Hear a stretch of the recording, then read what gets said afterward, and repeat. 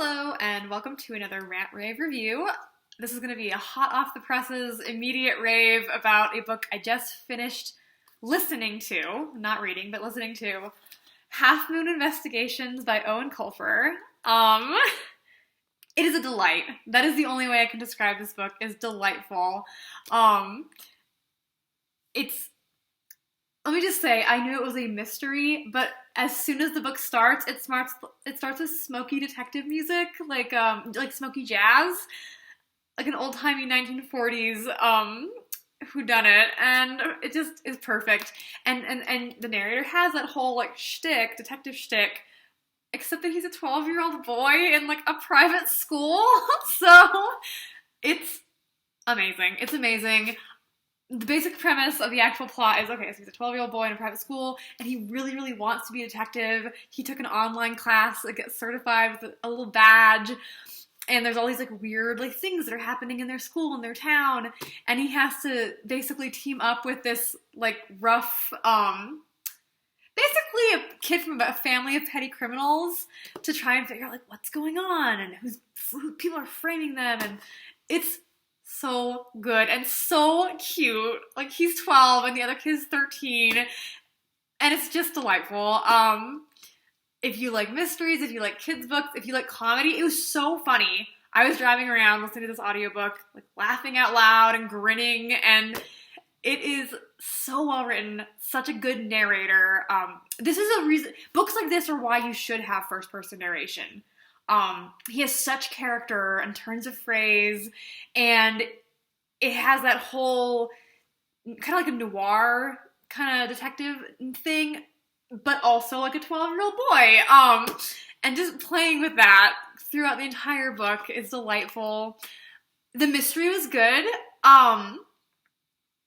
And kind of stringing you along, and you don't really know what's happening, you kind of figure it out, and you don't really, and then it has, a perfect, classic, here's the denouement, let me explain everything. It was so good. It is exactly how you should write a mystery whodunit. Yeah, it was great. And then at the end of the book, basically the epilogue, everything happened that I wanted to happen, and I was 10 out of 10, excellent book. This is what I mean by rave. This is not a proper review, but yay! Good writing style, good characters, hilarious. And again, when you picture all the main players in this being 10 or 12, it's just amazing. Yeah, and super funny, super hilarious. So that's one thing. I thought that I kind of like to do multiple books or movies or etc. when I do a rant rave, so I'm just gonna slap on another whodunit that I recently saw, which is Knives Out. It was directed inexplicably by Rian Johnson, who is the guy who is responsible for the travesty that is The Last Jedi. I won't rant to you about that, but I thought The Last Jedi was a train wreck, and yet somehow the same man who was responsible for that made this beautiful movie, Knives Out. If you don't know what it's about, because a lot of people haven't heard of it, Knives Out is also a whodunit, very paint-by-numbers whodunit. There's a rich guy with, a bunch of heirs and this big old mansion, and he mysteriously gets killed. Was it suicide or wasn't it? And it's so good. And the premise is that the detective who is hired to solve this crime doesn't know who hired him. So there's this whole family of people and all these different relatives and stuff, and he doesn't know who he's actually working for, but he's been hired to solve the mystery. And it is also funny. Again, it's a murder comedy, but it very much is an homage to the genre of whodunits. It has, the setting, a big old mysterious house. The guy who was murdered wrote mysteries, and that's how he got his fortune. All the different suspects, and everybody has a motive.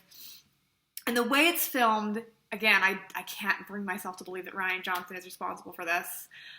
Because, again, seeing Last Jedi, I thought he was the biggest hack ever.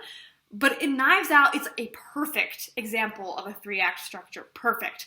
The first part is basically introducing the audience to all the different characters, which is good because I'm super bad at characters and faces and facial recognition, but it very slowly explains who's who, what their relation is to the guy who got murdered, and basically introduces their motive. So that's like the introduction, and the situation with the detective, who he is. And the middle part, like a third way into the movie, you see how the guy died, and you're like, oh, excuse me. And so at that point, you, the audience, are like, okay, well, what's going to happen with this situation? Because I will not spoil anything for you, because it's too good and you have to see it. But let's just say that knowing how he died, you're like, how are they going to solve this? Like, uh-oh, yikes, because bad things can happen to, like, not bad people if things aren't handled really well. So the third part of the movie is that situation, which if you've seen the movie, you'll know who I'm talking about, that one particular character and her plight. And then the third act is you're like, okay, we solved it, like, or have we? And then, like, the full, like, third, and then it has a perfect, like, denouement, like, here's how it all went down. It's so good. I love classic friggin', like, formulaic, just exactly how you should write a mystery. There's a reason they're great. There's a reason, like, that is a structure that you should use. Delightful. Knives Out was delightful. Half Moon Investigations was delightful. I can't recommend them enough. They're both great. And again, like, one's for kids and one's for grown-ups. I wouldn't take a kid who's not, like, over, like, 16, probably. Like, there's some inappropriate stuff in Knives Out. Not too much, but just, like, a few lines thrown in. But no, they're just great. And both of them, I was thinking about this as the epilogue of this one, and Knives Out. Oh, Knives Out is so good. Oh, there's even, like, foreshadowing where once you watch the movie, you're like, oh, that thing that showed up there, like, oh, like, not even like, oh, like, Chekhov's gun foreshadowing, but, like, which there kind of is also, but thematic foreshadowing, where you're like, that character's line, which was a metaphor, relates to this theme, and both of them have themes of, like, morality, as in, the truth is important, and being kind is important, and so good, like, perfect theme and characterization and everything, just a delight. I think I've raved enough, but I just had to do it.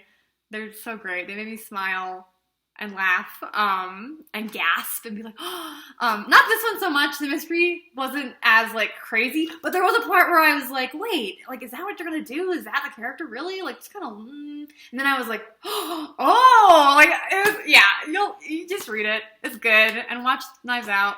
That's gonna be the end of this rave, because I'm not making any more sense, but yeah, see you next time.